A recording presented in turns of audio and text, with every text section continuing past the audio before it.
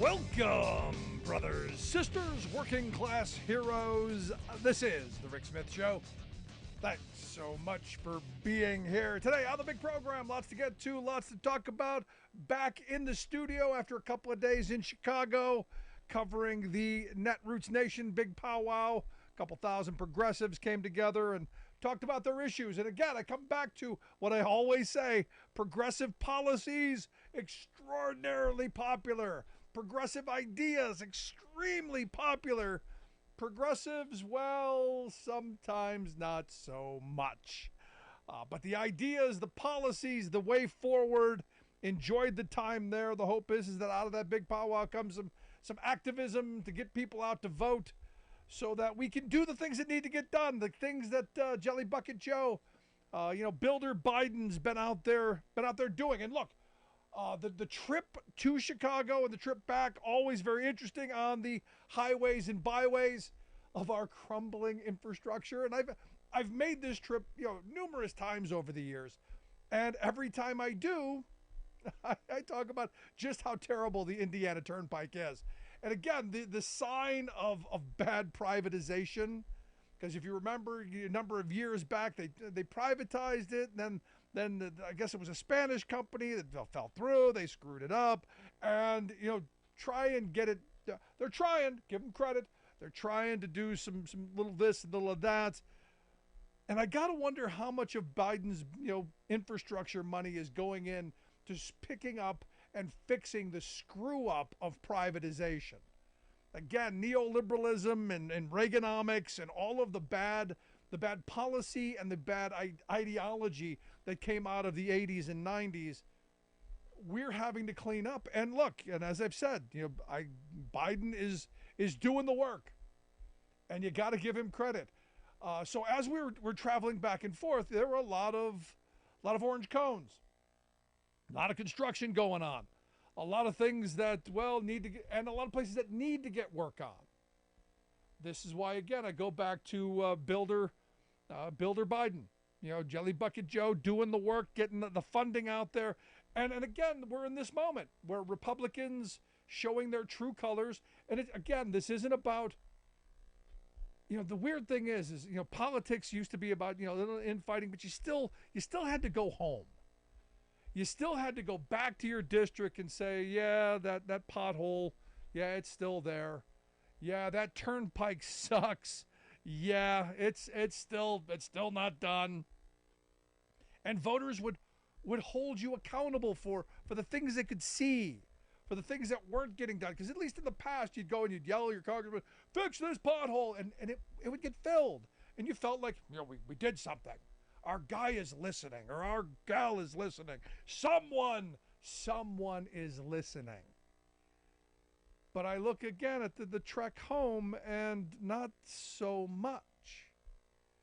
And the reason I bring this up, couple of reasons, to be honest.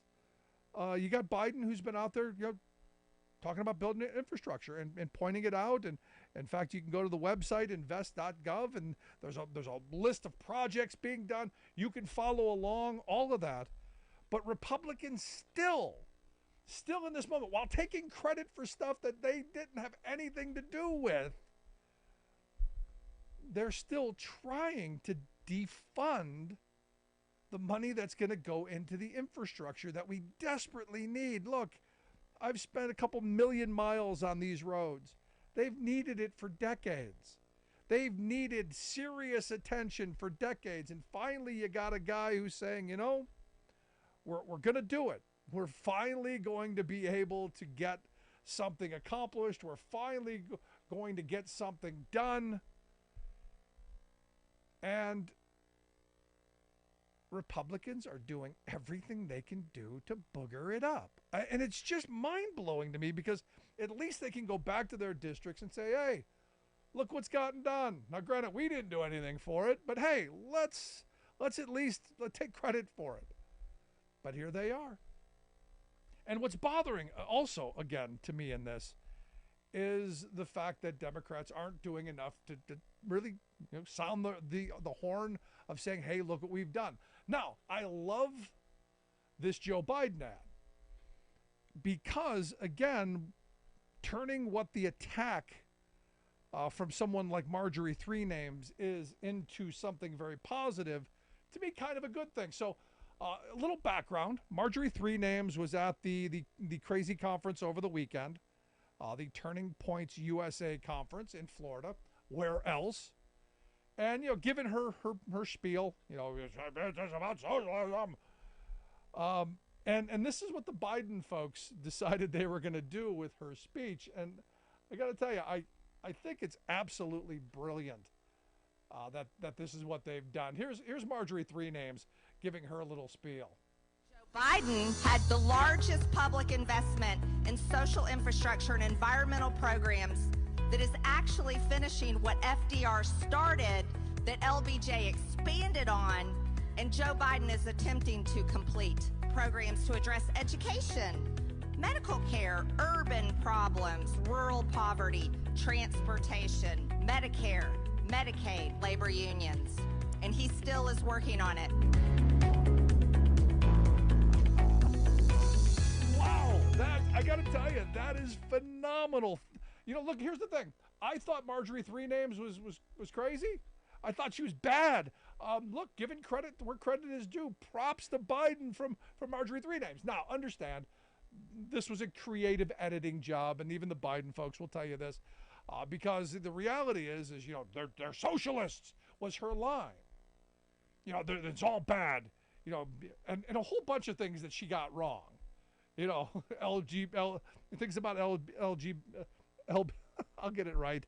LBJ, things about Biden. Actually said that they both identified as democratic socialists.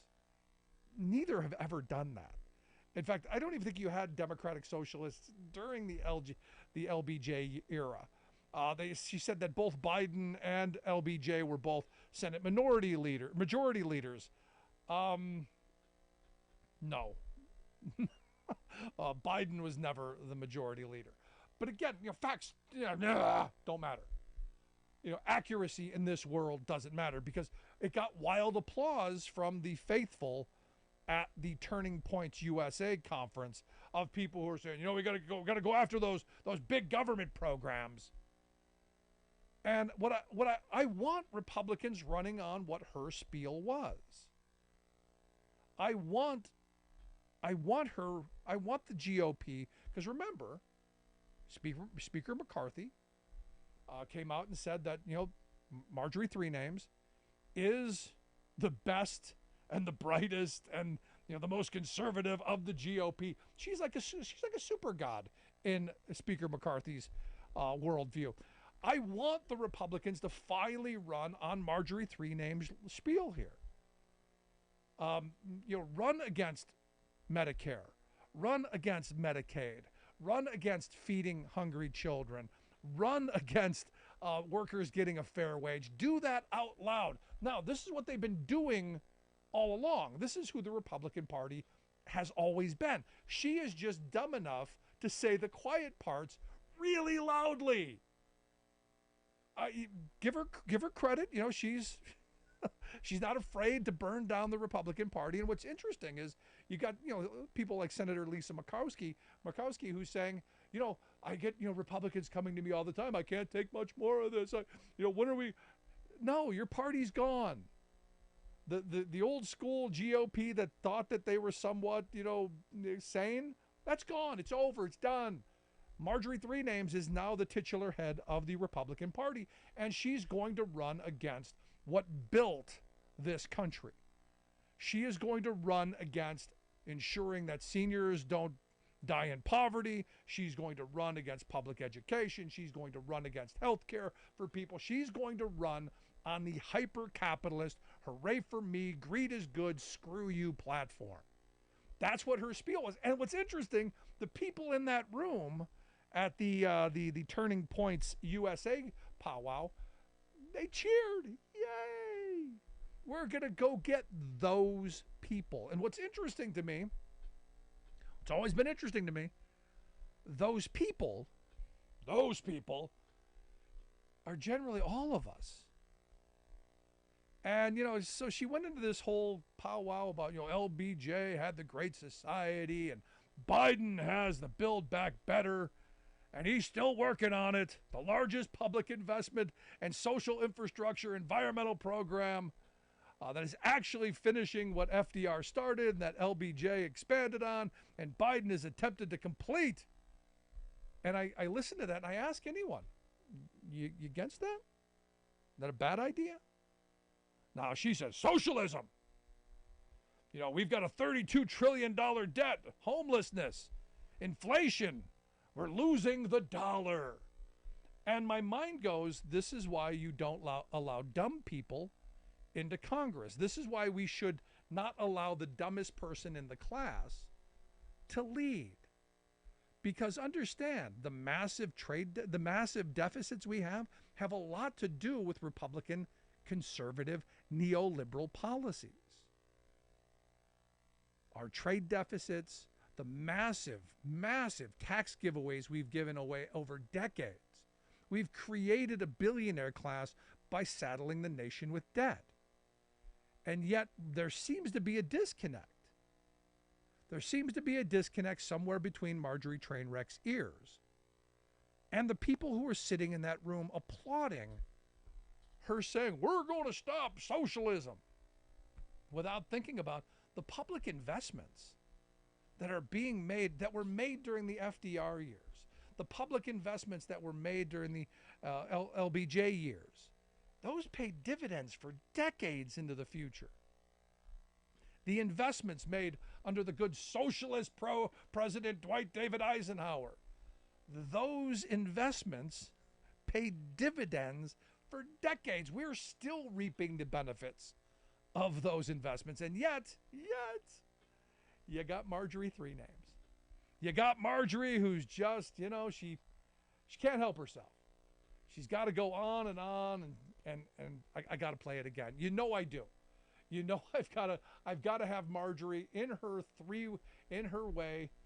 Just lay it out for us. Here's Marjorie three names again. Joe Biden had the largest public investment in social infrastructure and environmental programs that is actually finishing what FDR started, that LBJ expanded on, and Joe Biden is attempting to complete. Programs to address education, medical care, urban problems, rural poverty, transportation, Medicare, Medicaid, labor unions. And he still is working on it. And he is still working on it. And hopefully come 2024, well, we're going to keep working on it by not allowing people like Marjorie three names anywhere near the halls of power. Got to hear your thoughts. Email me, rick@thericksmithshow.com. Going to take a quick break. Right back after this. Stick around. You're listening to The Rick Smith Show. We're working people. Come to talk.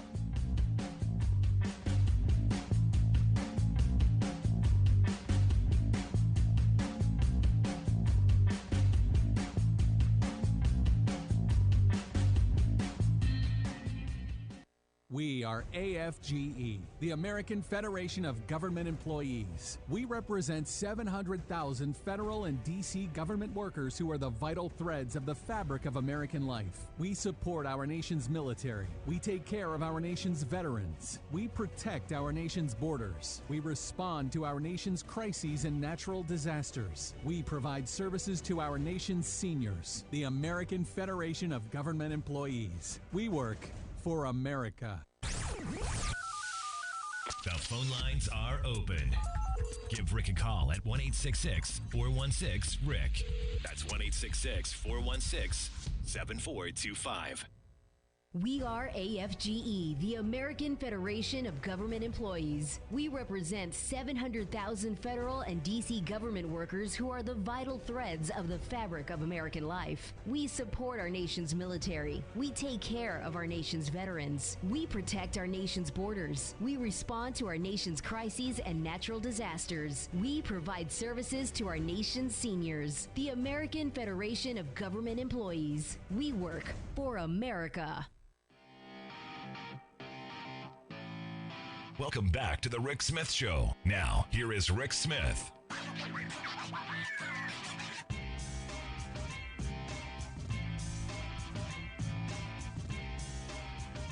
So again, I come back to this, the fact that Marjorie three names and Republicans, please run on that platform. We're going to end Social Security because you remember what during the State of the Union, we're not going after Medicare.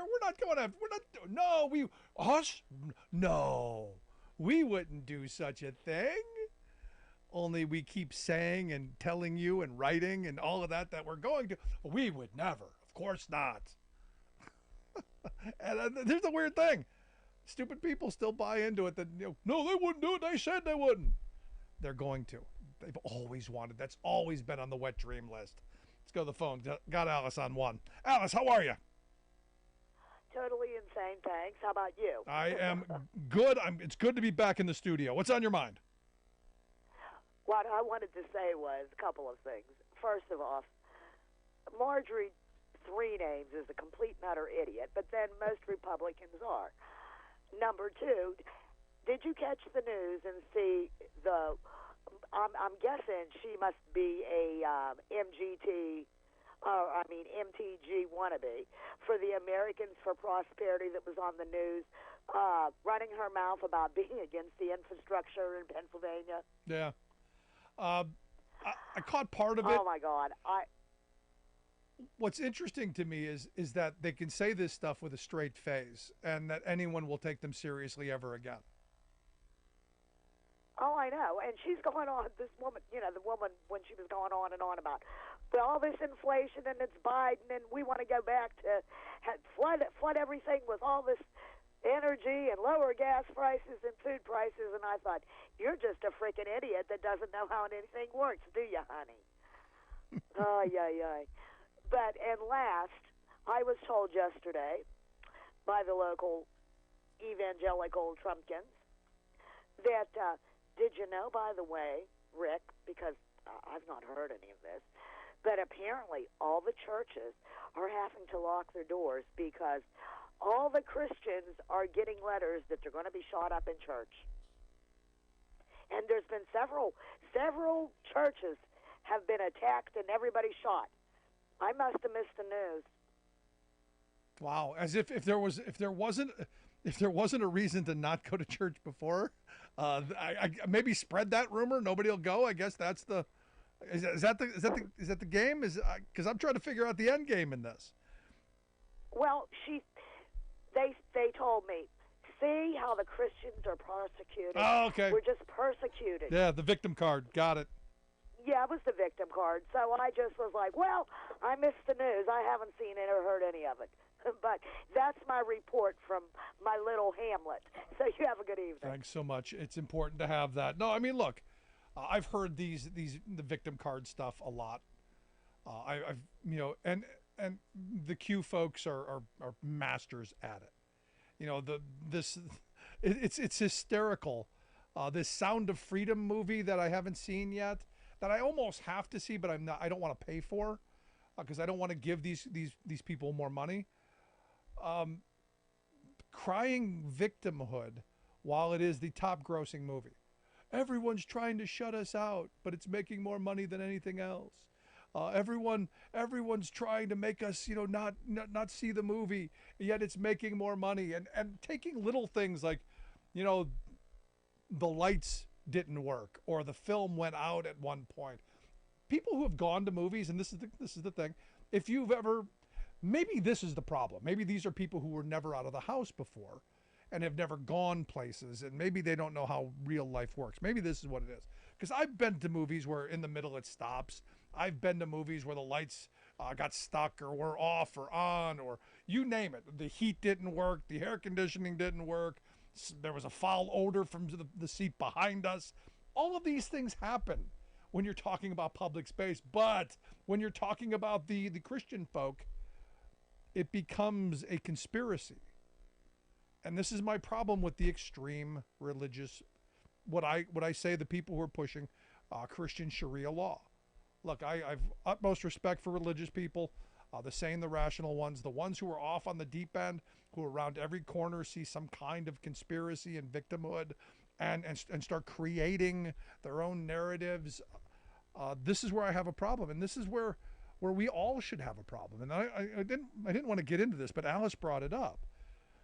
Over the period while we were in Chicago, you saw some of this stuff going on where the the zealots were out and pushing this narrative that's really kind of frightening. And this movie's part of that.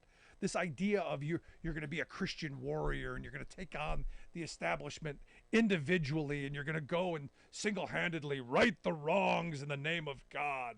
And you can do this kind of superhero, this kind of, zealot religious superhero. Because they've never really had one of those in the past. They never had the big R on their shirt, religion. And now they're creating that. And, the conversation I had over the weekend was this is how you end up with terrorists doing extreme things, like shooting places up. This is how you're going to get, the zealotry that we look at in some of the Muslim communities and go, that's them. I am not painting all of Christianity with the same brush. I'm targeting it at the crazy people, the people who are wearing the Christian warrior t-shirts, the people who want to bring us a hyper-religious set of laws and codes that everyone, regardless of whether you believe or not, have to abide by. This is the scary part of what's happening in this country. And until we push back, the silent majority, the people who have always been tolerant of the extremists, one day we're going to wake up and go, there's no way back. When the Marjorie Three Names of the world, when they take over, we've got real problems. And I don't want to be this kind of doomsday, dark cloud kind of commentator, but we see what happens when desperation and zealotry meet. We see what happens when poverty and struggle meet with this kind of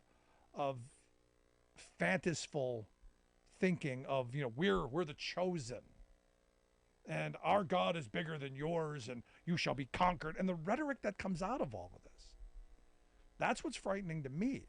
It's this indoctrination. So the people who are the ones who are out there screaming about they're indoctrinating our kids, they're the ones doing it.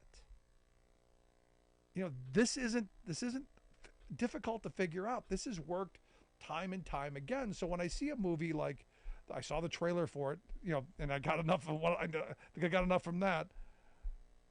When you see this Sound of Freedom plot, where there is a true crime, there is truly something wrong that needs to be addressed, but this idea that we're going to have this, these warriors and we're going to do it, and this is dangerous stuff. And as I've said, this is how the you name the terrorist group overseas, this is how they recruit. So my fear is it happens right here. I want to hear your thoughts. Email me, rick@thericksmithshow.com. Lots going on today. Just a little bit in the news. We'll get to that when we come back. Email me, rick@thericksmithshow.com if you got something on your mind. Back after this.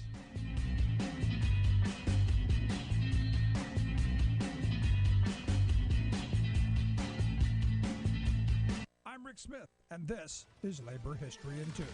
On this day in labor history, the year was 1969. That was the day hospital workers in Charleston, South Carolina, won union recognition. The 113-day strike reflected all the broader social issues of the day. Led primarily by black women, the strike at the medical college, Charleston County, and several other hospitals intersected civil rights and racial and gender discrimination on the job. Jewel Charmaine Debnam notes that women like Local 1199B President Mary Moultrie, Naomi Watts, and others were essential to the strike, not only as daily participants on the picket line, but also as leaders of the local movement establishment. For months, strikers marched, walked picket lines, clashed with police, and held vigils demanding their right to organize. They defied injunctions and endured hundreds of arrests, nightly curfews, and confrontations with state National Guard.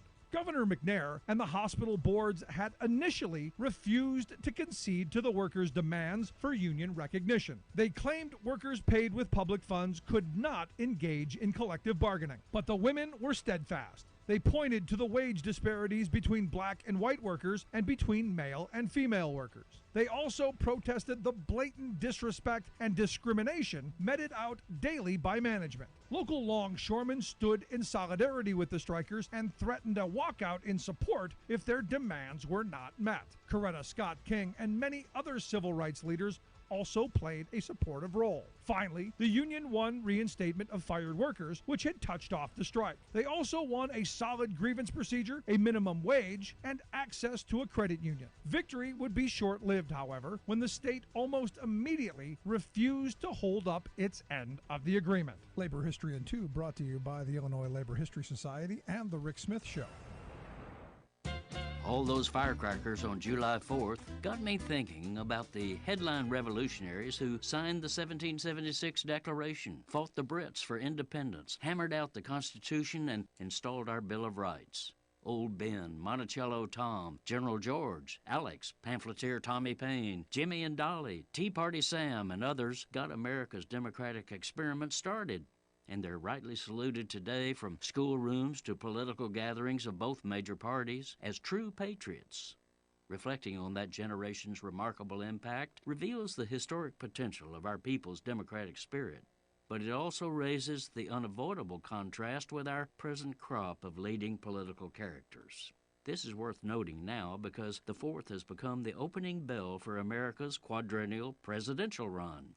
Yes, ready or not, the first debates are only a month away, and Iowa's Republican caucuses are set for January 15. So here's my question. Given the current state of our two major parties, would any of the patriots of '76 have a snowball's chance in hell of being nominated for president of the country they founded? Consider George Washington. The GOP's MAGA crowd would boo him off the stage. Trump would mock the general as Toothless George, and the party of QAnon, anti-woke nonsense, and Marjorie Taylor Greene would place him behind uber-rich ego trippers like Vivek Ramaswamy and Doug Burgum. Democrats? While today's grassroots Dems would rally enthusiastically to the little d democratic principles and firebrand activism of Thomas Paine or Samuel Adams, the party's pusillanimous corporate-hugging establishment would bury both in a muddy deluge of money and lies. This is Jim Hightower saying, this political reality shouldn't depress us, but provoke us into demanding and doing better. Maybe greatness is now beyond us, but shouldn't we strive for more than mediocrity and outright goofiness?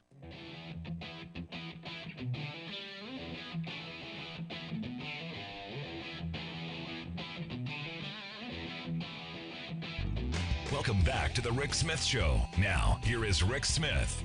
So we got up today to the truth over on Truth Social.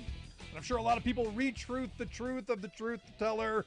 You know, what a joke. But anyway, Donald Trump is truthed out that he's the target. Got a special letter from Jack Smith saying he's the target of a grand jury investigation because, hey, he kind of tried to overthrow the 2020 election, did a couple of things, led to that little, powwow thing where they, defecated on the floor of our Capitol and, did all that stuff. The perfectly fine day of walking between the ropes. You've heard about it.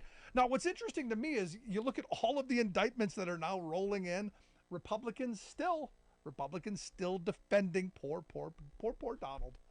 I wonder when when that flip happens. But here to share some thoughts on their report, and they've got a great report out today. And I got to wonder if there was some rolling of the dice, some crystal ball kind of thinking, because the folks over at Crew, they've got a new report saying that, Donald Trump should be disqualified because of the 14th Amendment. And that's why I've asked Donald K. Sherman to come talk with us. He's the executive vice president and chief counsel for the folks at Crew, the Citizens for Responsibility and Ethics in Washington. You can check out their website, citizensforethics.org. Donald, thanks for taking time for us. Thanks for having me. So let's start right with this. Why do you think he shouldn't be allowed to run? What precludes him in this moment?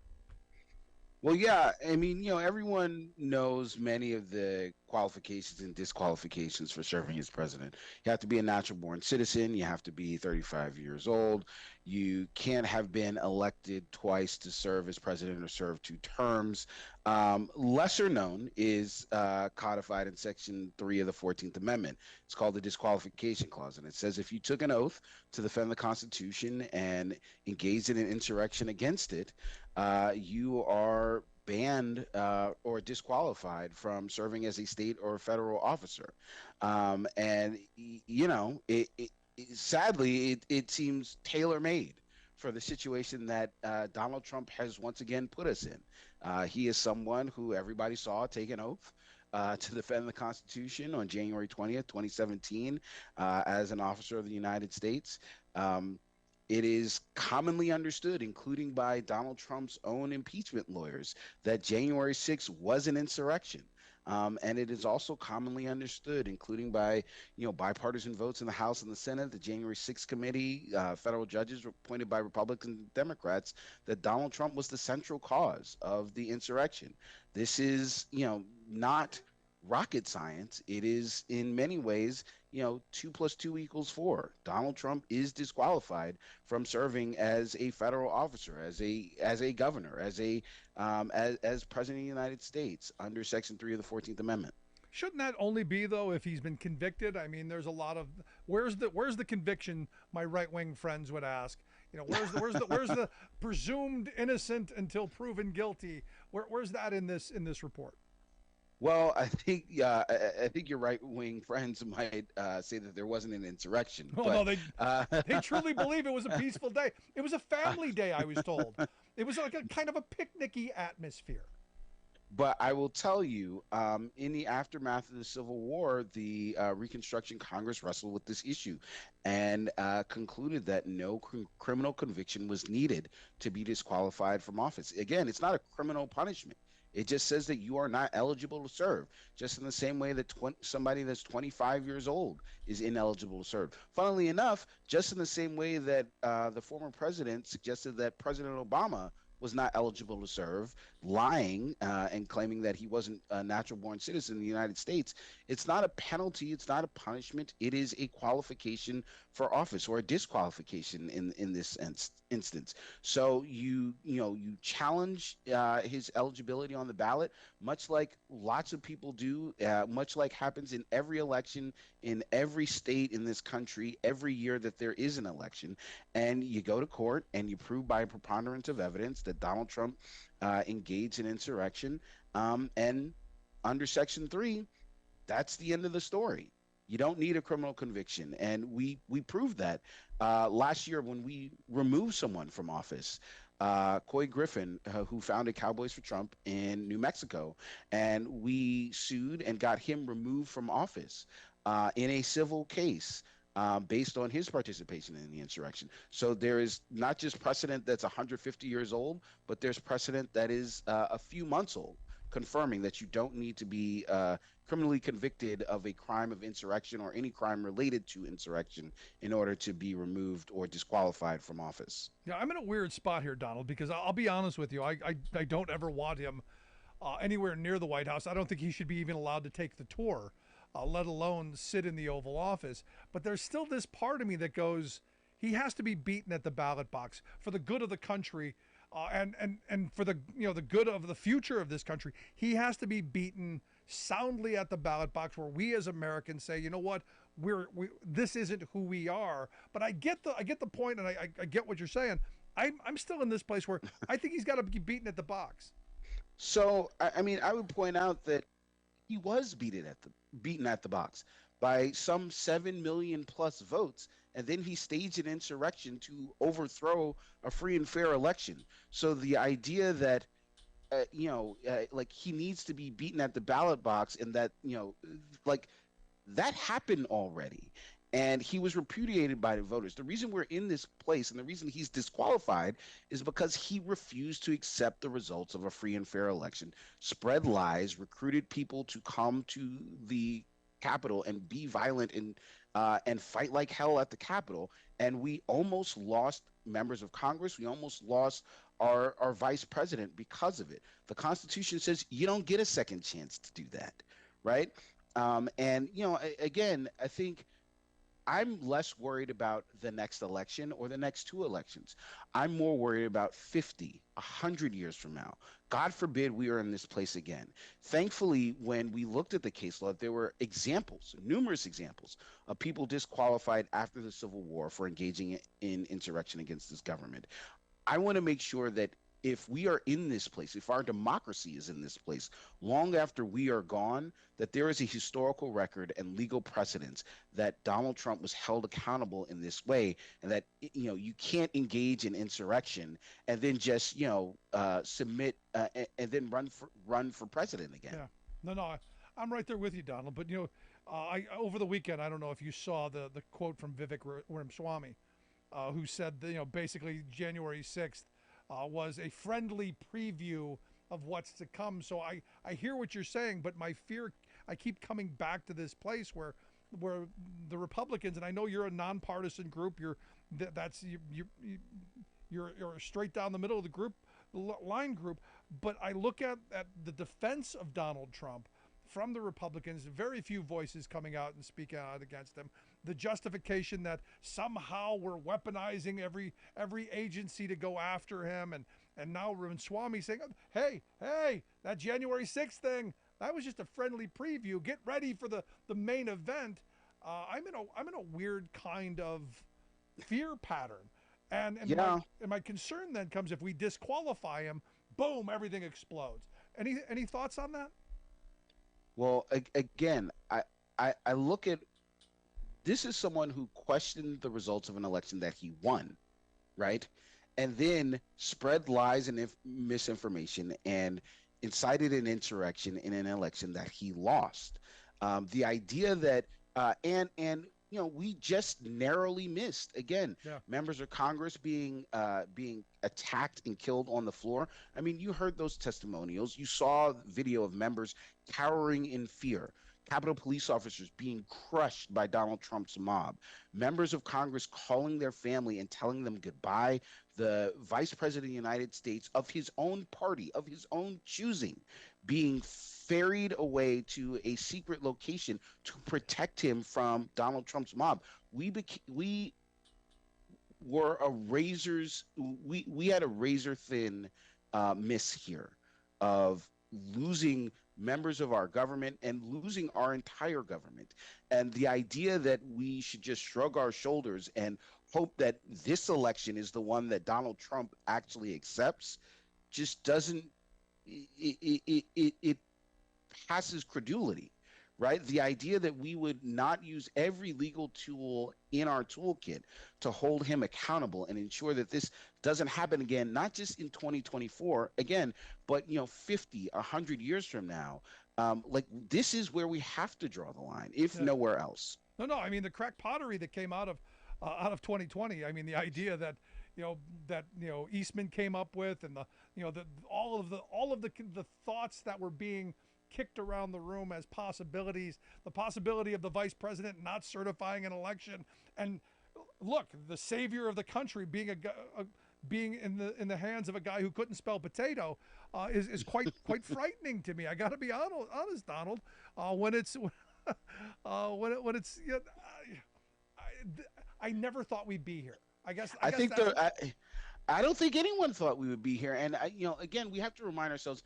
Donald Trump has forced us into this position, right? He forced Mike Pence to stand in the breach, to, be the person to finally say no, that I won't overturn this election. He forced Capitol police officers, the law enforcement who were under attack to hold the line. And he's forcing us by choosing to run again, despite obviously being disqualified, to draw a line in the sand and say no. This tool was built for this moment. And if we don't use it here against the former president, then it really can't be used again going forward. And this tool that Congress and the states thought was so important that they amended the Constitution to include will essentially become inert because we're worried about Donald Trump doing the things that we already know that he's capable of doing. No, you're right. You're right on. You're listening to the Rick Smith Show here with Donald K. Sherman. He's the Executive Vice President and Chief Counsel with CREW, Citizens for Responsibility and Ethics in Washington. You can check out their website, citizensforethics.org. We'll get links out on social media. So you've got this idea, you've got this this report out. What are the chances of someone moving on this, and what can we do to help move this forward? Because look, I know a lot of people who don't want him to run for re-election because of the fear that, who knows, he might get elected and then pardon himself for all of the crimes that he's committed, even though we're not sure he can do that either. But that, I'm sure, will not stop him. What are the chances? Well, look, we know two things happened in the two times that Donald Trump ran for election. The first is he won, and he shredded all our ethical norms and rules and the Constitution. And the second, he lost and incited an insurrection against our government to overturn a free and fair election in violation of the Constitution. Those are the two likeliest outcomes here. You asked, what's the next step? Well, we're going to take legal action as soon as it is legally and strategically viable for us to do so in order to enforce Section 3 against him. Again, we've brought litigation like this before in New Mexico and won the first case in over 150 years using Section 3 of the 14th Amendment, the first case where a court decided as a matter of law that January 6th was an insurrection under Section 3 of the 14th Amendment, and we are preparing to do that again. This is a moment where, where people of goodwill have to stand up and use all of the legal tools available to say no. And to ensure that the Constitution is enforced in the way that the drafters of Section 3 intended. Well, it's going to be interesting, and I'm behind you. I hope the best. I want this to happen. I don't have a lot of faith in our Supreme Court. Because let me ask you that. I mean, do you have much faith in our Supreme Court to make the right call on something like this? Because ultimately, this is where it goes. No. So I think a couple of things about the Supreme Court. One, they have scrupulously avoided January 6 cases, which suggests to me that they have, except for Thompson v. Trump, where they rejected the appeal and allowed the January 6th committee to get key documents. So I think there's some hope there, but also it's important to remember the Supreme Court itself was under threat in the days leading up to January 6th. And certainly it's likely that they were under threat on January 6th, but also, these justices have life tenure. And so, I think they're insulated from some of the influences that we've seen in other situations. I think they are insulated from with respect to the former president. Yeah. And it seems clear that their tack on January 6th has not followed the same ideological sort of disputes that other issues have. So we are confident that we can bring a case that will win. And we like our chances at the Supreme Court because we believe strongly that the Constitution's on our side. Good stuff. Donald, I appreciate you taking some time for us. Best of luck. I hope you'll come back and talk to us again as this continues down the road. Happily. Thank you so much for calling attention to this. Appreciate the time. Again, Donald K. Sherman, he's the Executive Director, Executive Vice President, and Chief Counsel over at CREW, Citizens for Ethics in Washington, Responsibility and Ethics in Washington. Citizensforethics.org, the website. We'll get links out on social media. Gonna take a quick break. Right back. Stick around. You're listening to The Rick Smith Show. We're working people. Come to talk.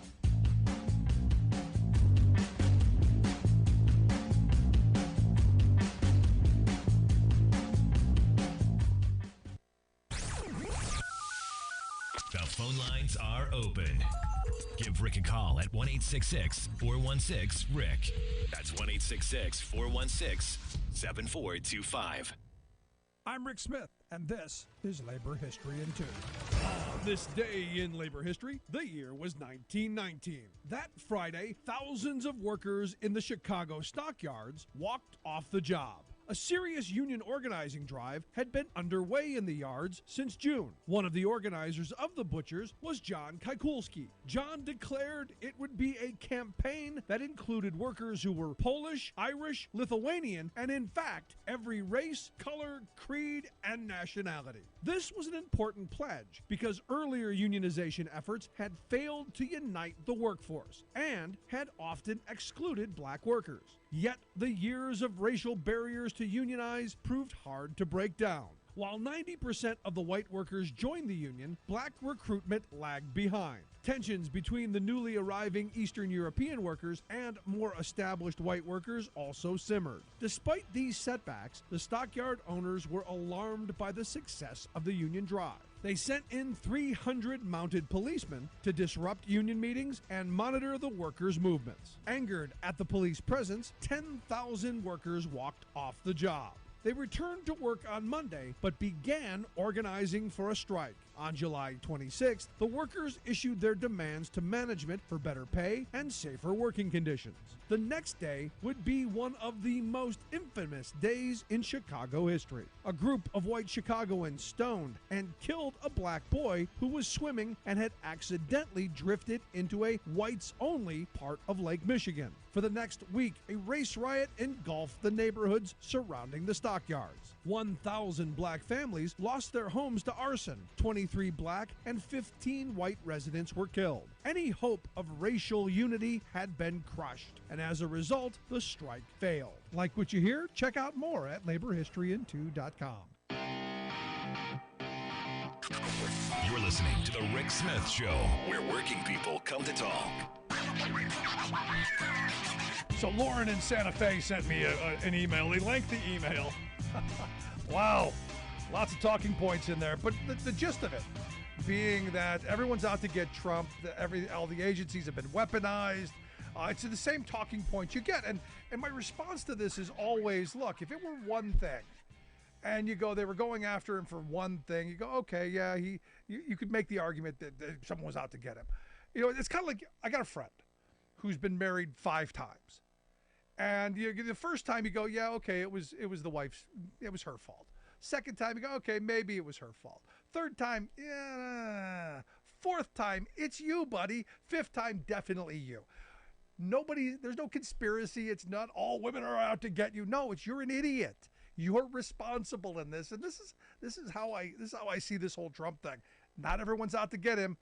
He's just done a lot of really dumb, bad stuff.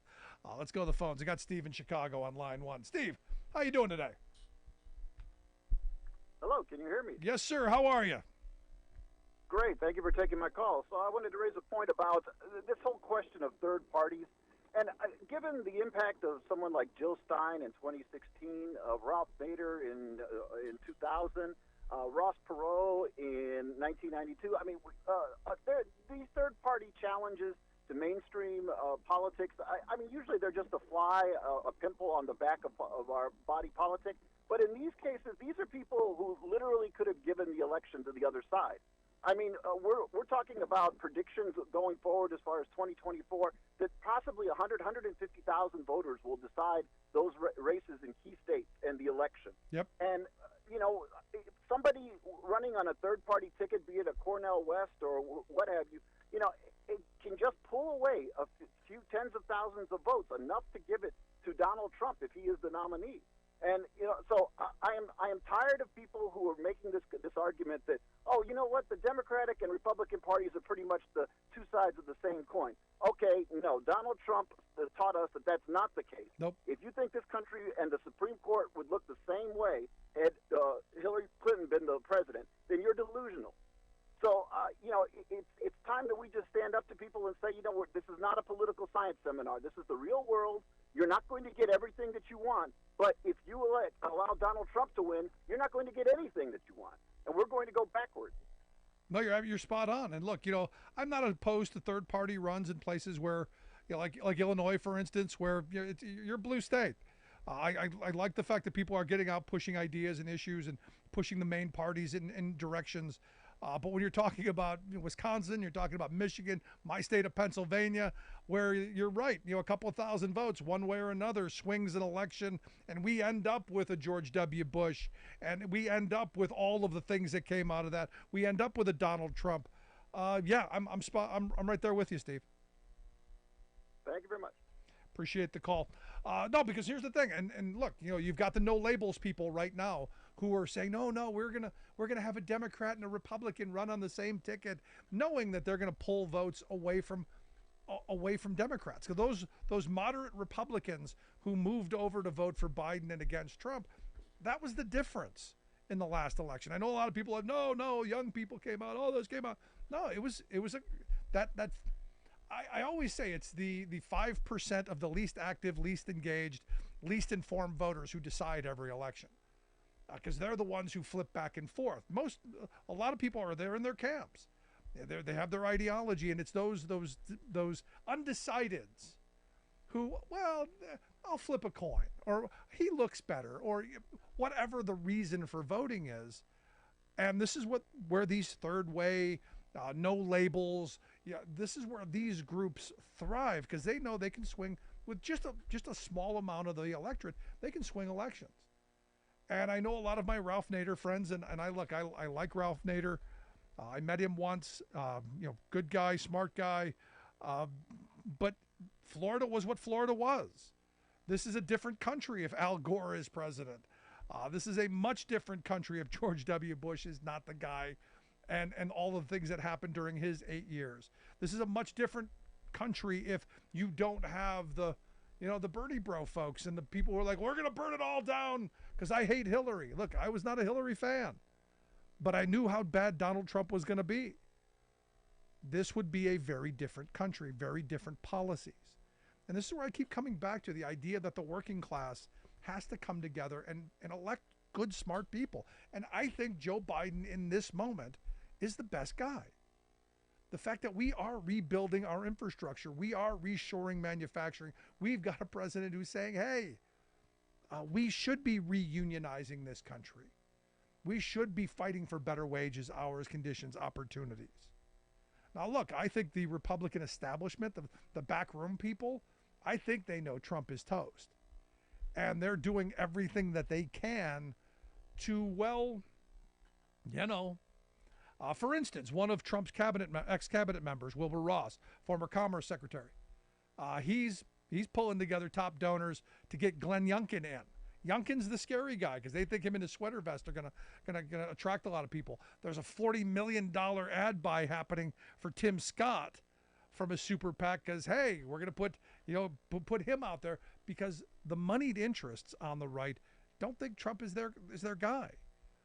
The problem is they lost control of the people they were outraging.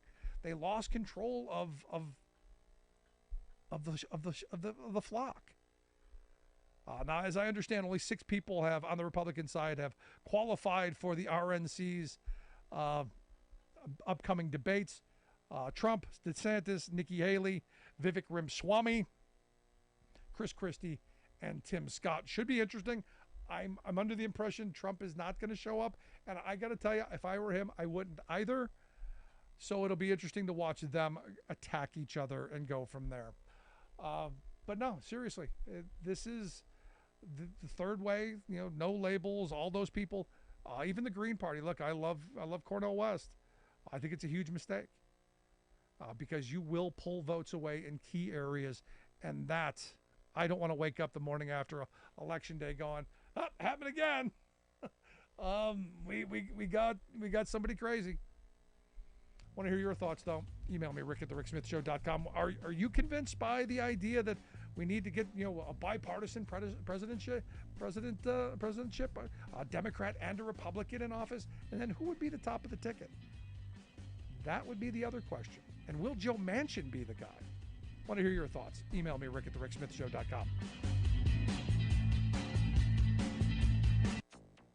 We're seeing basically the manifestation of decades of inaction. KCAA Loma Linda. The Legacy KCAA 1050 AM and Express 106.5 FM. NBC News Radio, I'm Lisa Taylor. The two IRS whistleblowers who claim the Justice Department interfered with a criminal investigation into Hunter Biden will testify at a House hearing today. The lead U.S. attorney in the Hunter Biden case and Attorney General Merrick Garland have denied the allegations. The southern U.S. is experiencing sweltering temperatures once again as the heat dome keeps expanding. Daily record highs have been set from parts of the West into Texas. And there seems to be no relief for Phoenix, Arizona, registering the warmest low temp ever recorded at 97 degrees at 4 a.m.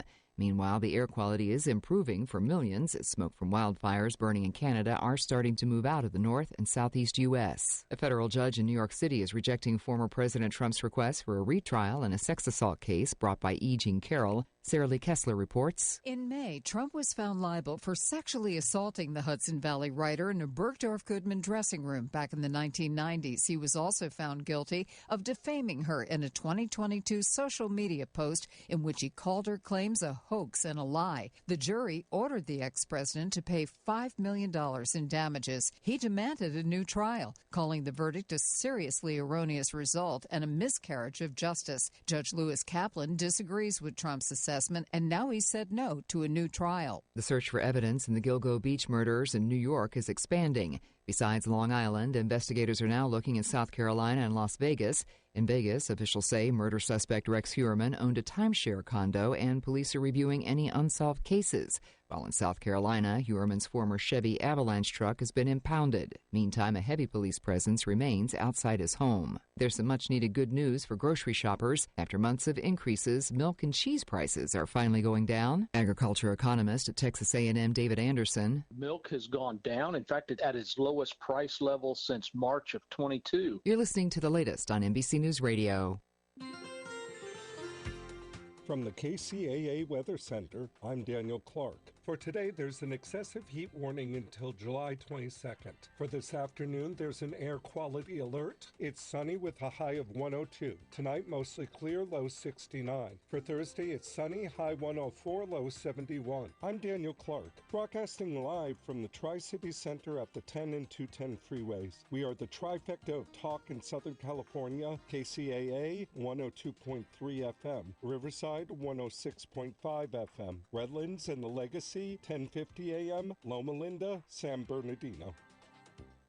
This segment is sponsored by PressPrint, Southern California's best full-service union printer and mail house. They offer the lowest prices around with unmatched service and reliability and free delivery throughout SoCal. PressPrint can print anything from letterhead, business cards, and campaign literature to mailers of any size, lawn signs, banners, door hangers, or just about anything you might want. PressPrint promises to save money for you, your business, or your campaign. If you'd like to learn more, contact Mike Kroonbrand at PressPrint 714-399-8708.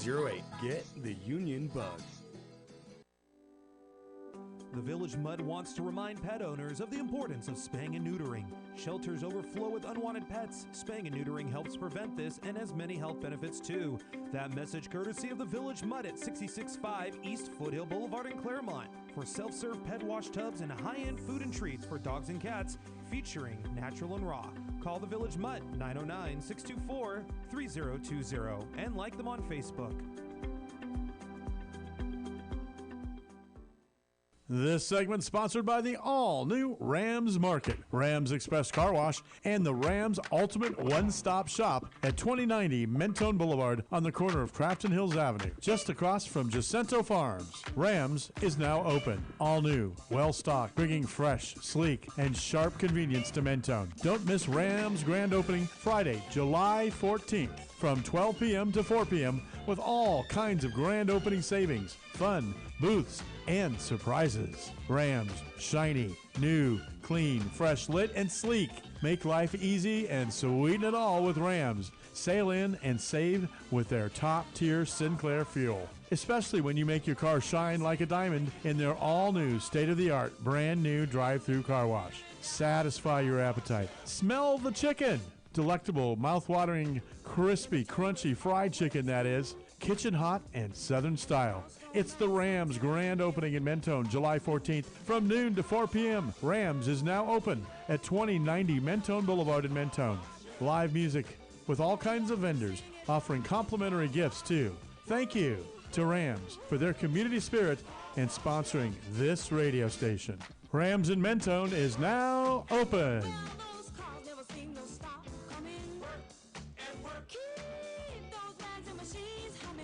You're listening to K-Trip, where we play all the best classic water-wasting hits like watering your lawn during the hottest time of the day and leaky faucets. They're tunes from another time because now that we face a hotter, drier future, every drop counts. Despite an extremely wet winter, keep using less water, fixing leaks, and reusing indoor water for your garden. Visit SaveOurWater.com for more ways to conserve. Up next, brushing your teeth with the water on. K-Trip. You're listening to the Tahibo Tea Club radio show, hosted by Milan Vukovic, founder of the Tahibo Tea Club. One of the questions that I oftentimes get is, how did I start the Tahibo Tea Club? Well, what happened was in 1998, my dad started having stomach problems, and he started losing weight and started going to doctors, and they couldn't find anything.